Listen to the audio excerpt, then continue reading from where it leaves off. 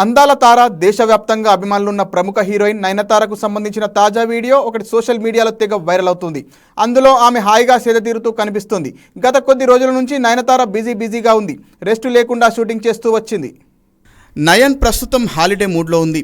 ఫ్యామిలీతో కలిసి విదేశాలకు వెళ్ళింది. హాంకాంగ్ వెళ్ళి అక్కడ సేద తీరుతుంది. ఓ రిసార్ట్లో తన పిల్లలతో కలిసి విశ్రాంతి తీసుకుంటుంది.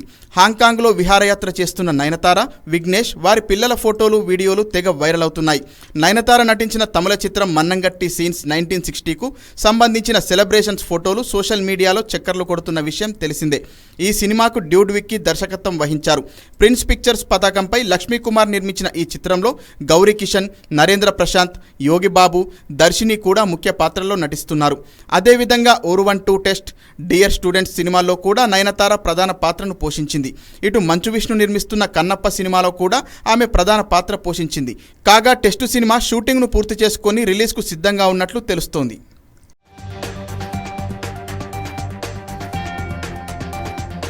ఈ ఏడాది మండుటెండలకు ప్రజలు బెంబేలు